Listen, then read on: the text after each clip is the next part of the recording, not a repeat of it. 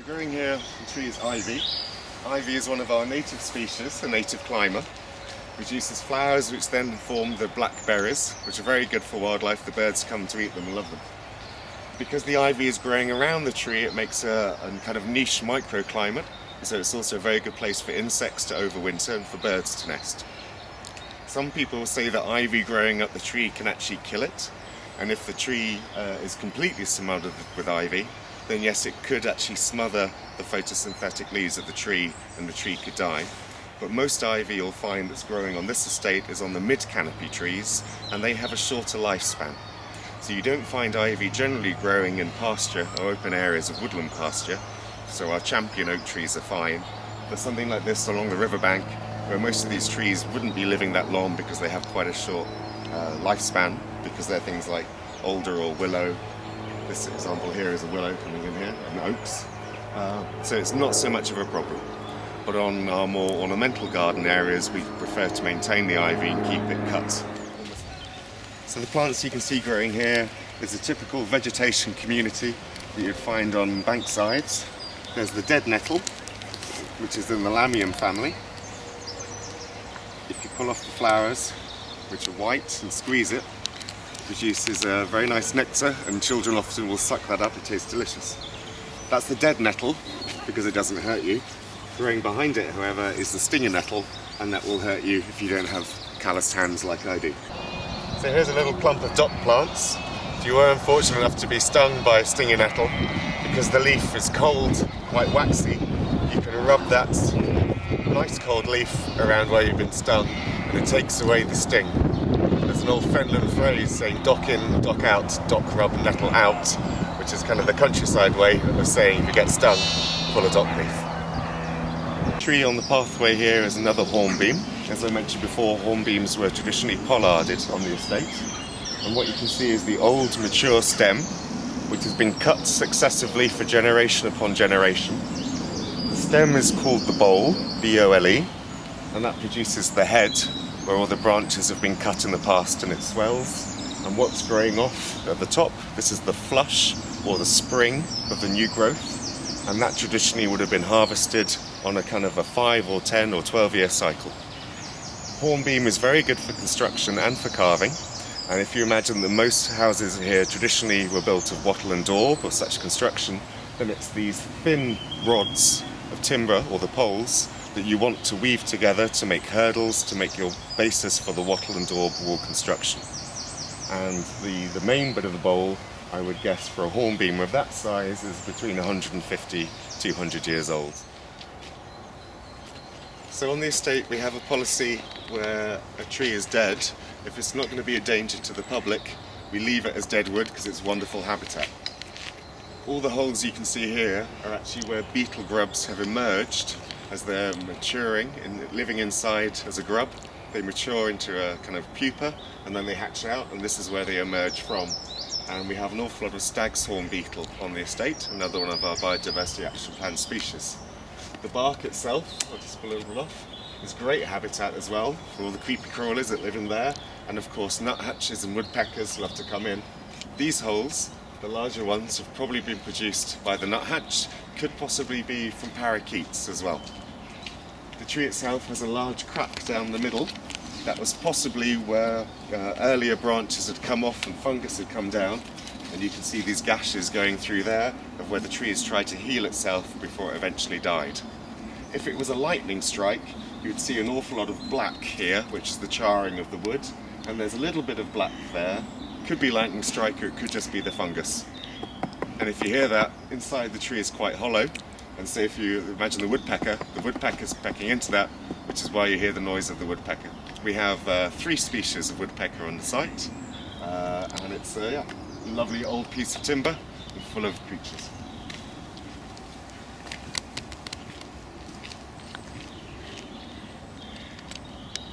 Lichen is a symbiotic organism, meaning there's actually 2 organisms living together. It's an algae combined with a fungus. It grows at a very slow rate of growth. Generally in Britain it's around 1 or 2 millimeters a year. So if you measure the width of the lichen, if that's 4 centimeters, and it's growing equally, so you chop that in half, That's about 2 centimetres, which is 20 millimetres. So this lichen plant is probably around 20 years old. They absorb moisture.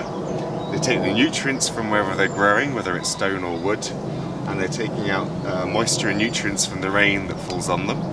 They generally don't like to be too desiccated or dried out, but certain species will tolerate that.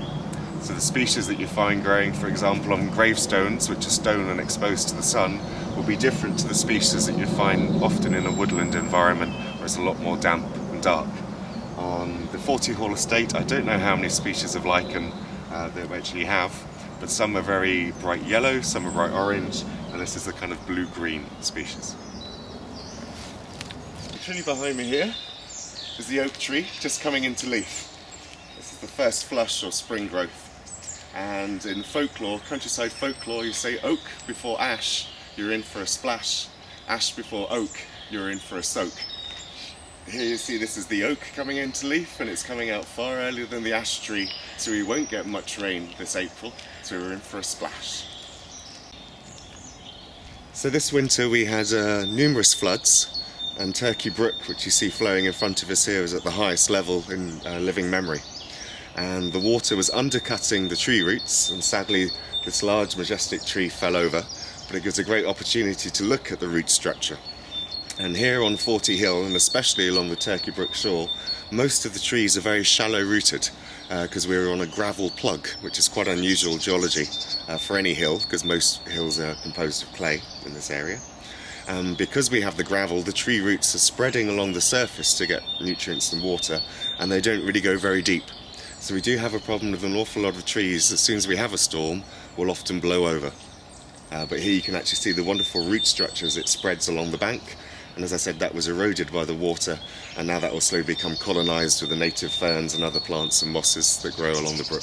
And have you lost a lot of trees this season on the estate? Considering we had the St Jude storm last October, November time, we only lost 4 or 5 trees in that storm, but it actually was the second storm that came where we lost most trees. So it's possible that St Jude storm had weakened so many existing trees, and then the second big gale that we had was the last kind of death knell that knocked them all over. And this area is known as the Pond Groves. If you consider the medieval manor, the lord of the manor would have the right to a free fishery, and that meant that he could produce lakes or ponds for fish. Now that was important not only because people liked to eat fish, but under Christian rule there were 3 or 4 days of the week when you couldn't eat red meat. So the only food you would eat that was meat would be fish. And it was the lord of the manor who owned the fish, and it was the peasants that would look after them, feed them, and then they would be sold the fish themselves. The pond groves have been remodelled over time. Probably when the Tudor Palace was here, Elsing Palace, they were formal fish ponds. Even King Henry VIII would have seen them, and Elizabeth I. Then in the 18th century they were remodelled into a more naturalistic style, still very much contrived and artificial, but designed to look natural. And what you see today is actually the result of other dredging campaigns over the years where we've tried to increase the water body by taking out the sediment and the silt that's built over the decades. The pond right in front of you is Dipping Pond, and then we have the main Pond Grove lakes east and west. Swing round onto the south shore of the brook within the public park, you'll see that sometime in the past Rhododendron ponticum was planted. It was probably planted here as game cover for pheasant shoots and because it has pleasant flowers. Now Rhododendron ponticum is from China. This is the original form, it's not a cultivar, and you can see that there's no ground cover plants growing underneath it. There are several reasons for this. Firstly, it's evergreen, so it's taking all the light, so hardly any light comes to the ground level. And secondly, the plant produces a toxin, a poison, which poisons the soil and stops other plants from germinating. This is why this plant is classed as invasive, and it's destroying our local ecology because we no longer have the basis of the food web that we need for all the other plants and animals. Now, although it may look nice when it comes in flower, it's possible that that poison is also in the nectar, and so that could be killing off insects, including bees. This lovely old gnarled specimen will be retained for quite a while longer because if we can stop it from spreading, we can maintain it, and then we'll retain the one tree because it's got sentimental value for a lot of people, and also the anglers would like to have some cover for their fishing. The second problem that we have with the rhododendron, not only is it poisoning the soil and stopping other plants from germinating, but it's also a host plant for several different types of fungi. One of those fungi is the Phytophthora, and that's a very bad fungus which is killing off all the other trees. So you'll see if you walk along Turkey Brook on the Forty Hall estate, we have a very high percentage of trees with the Phytophthora fungus, and it's the rhododendron which is the host plant and a reservoir for this disease. So by removing the rhododendron, we can actually preserve the woodland for longer, and we can preserve having the lovely old champion specimens that we have, and we can therefore, hopefully, for future generations, we can ensure that they will also see these lovely old gnarled stems of the sweet chestnuts and the hornbeam. So here you can see the rhododendron has colonised the entire island. It's filling up all the space from the ground level through to the mid-canopy, so it's ousted all the other native species, and the only trees we have left are those which were growing here and were able to push through that canopy to reach the upper light. So really there's no biodiversity on this area other than the two species of the trees in the background and the rhododendron. What I would prefer to see is a complete range of species that you'd find on a lakeside edge or a brook edge in this area.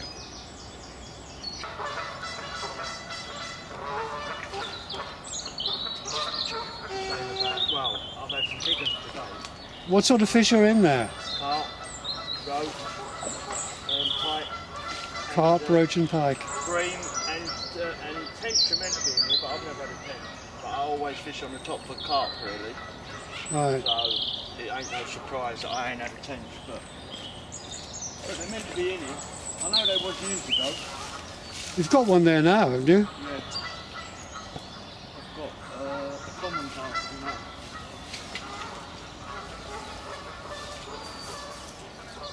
You can hear the Canada geese there in the background. There we go.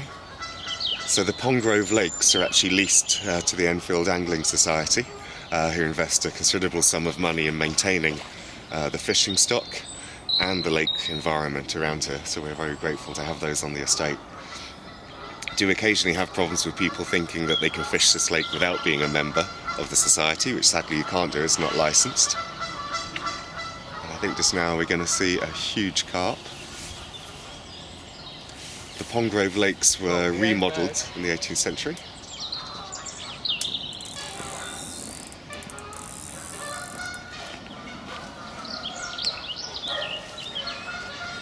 We also have some problems with these lakes that people are bringing their aquarium fish and depositing them here, including terrapins and snapper turtles and the like, which obviously is not good for the native ecology or wildlife. It's a good sized carp. You ain't bad. Nice little common carp. A common one, is that? Yeah. Yeah. In the ornamental lake near the hall, we have ghost carp, silver carp, common carp, mirror carp, I think. So there are all sorts of different sorts of carp, are Yes, yeah. Mostly in here are common and mirror. there? Right. So now you're going to have that one for breakfast, are you? Nah, you put them all back. Fish them again when they get bigger. That's wonderful.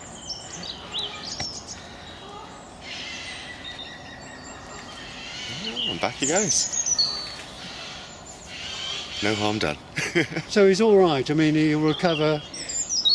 Yeah, people say they feel it, but I don't believe it because in the winter, obviously, it's freezing in there, isn't it?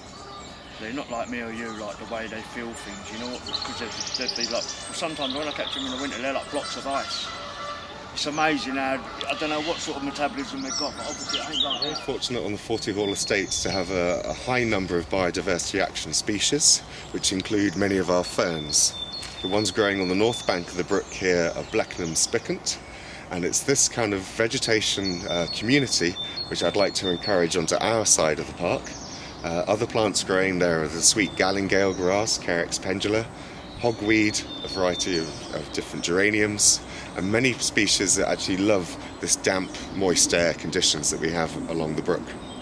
Later on we'll walk up and I'll show you where we've cleared the rhododendron, and you can see that there are no ground cover plants on the area at all. Hopefully this year all the poisons that the rhododendron has produced will wash out.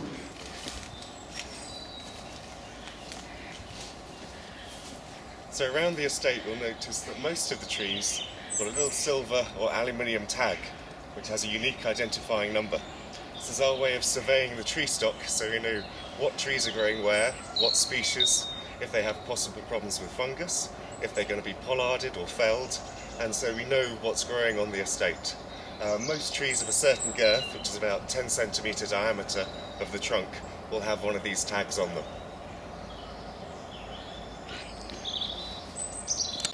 So at this time of year, before the leaves have come out on the broadleaf trees, there's a lot of natural light coming to the woodland floor. And the ground cover plants that you see in front of us, which are a mixture of lords and ladies and wood anemones, are taking advantage of this light coming in. Later on in the year, when all the leaves of the upper canopy are open, there'll be a lot less light coming through, and so you lose the plant species or the possible biodiversity. This is another good reason why we should be pollarding and coppicing certain sections of the woodland here, so we can encourage and promote the light to come to the ground floor, which will encourage different plants, and of course those plants create the basis for the food web and food chains of other things like butterflies, insects, birds. So it's by simply managing the woodland in a more traditional and enhanced way, we can further enhance biodiversity. And the tree is an old pollard tree. Exactly, you can see the different rates of growth. So that was the original trunk that was cut along that line. 2 new shoots grew up, and then from those side shoots have come off. So if we reintroduce the pollarding to top here, here and here, the bole of the tree, which is the trunk, will become wider and fatter, and every cut that you make will have numerous new shoots of fresh growth coming off. And actually this part of the tree could live to be over 1,000 years old if you continue to maintain and manage it that way. If you don't, as you can see here, the wood growing up is heavy, it would crack and split, and you lose the entire tree.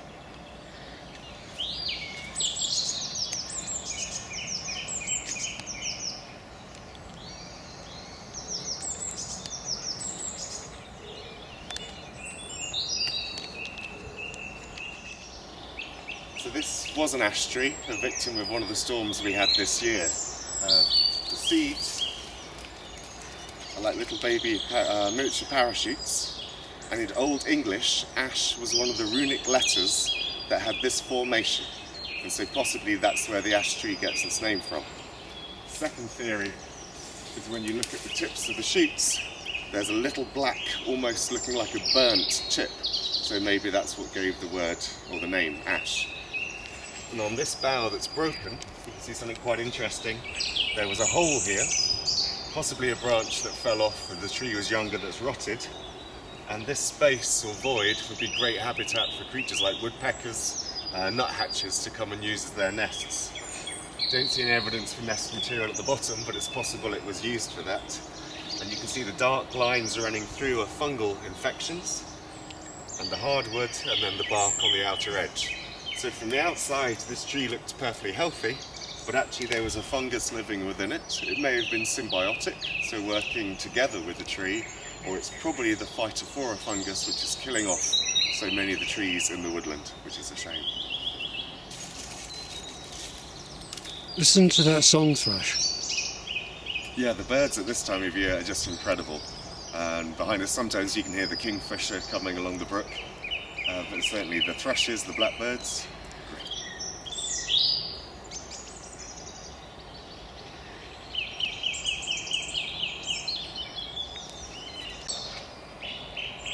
So the ground cover plant you see in front of us is Lesser celandine. It grows all around the estate and very typical, indicative of old woodland, not to say ancient woodland, but old. It actually grows almost like a small tuber or potato under the ground. And then the growth comes up in February, March time, one of the earliest flowering spring flowers, and you get these lovely yellow flowers all over it. Now yellow at this time of year is a very popular flower colour, mainly because insects who are coming out from hibernation at this time of year can see the ultraviolet light, which we actually see as yellow, but there are patterns in ultraviolet which things like bumblebees can easily see. So most of our spring flowers are often white or yellow for that reason. So as Turkey Brook meanders through the estate, it's eroding on one side of the riverbank and depositing its load of sediment on the other side. And here you can see the classic example on the right-hand side of what's called a slip-off slope, where all the heavy stones and sediment are being dropped. And on the left-hand side, the river bank or river cliff, where there's active erosion happening. And when you have this pattern of erosion and deposition, the river actually meanders and causes that kind of sinuous serpentine loop as it goes through the landscape. Now come along the Greenway path, which continues straight ahead past the farm onto the Rose and Crown pub. If you turn to the left, however, you can follow up the tracks which will take you back to Forty Hall through the parkland. The field you can just make out through the back of the trees is leased to the local farm, Copel Manor Farm, and that field is called Upper Primrose Hill. The other side of it, of course, would be Lower Primrose Hill. You can follow this track through and you come back to Meadow Pond and Crater Pond, or you can cut across the Great Lawn and walk up the Lime Avenue to return to the hall.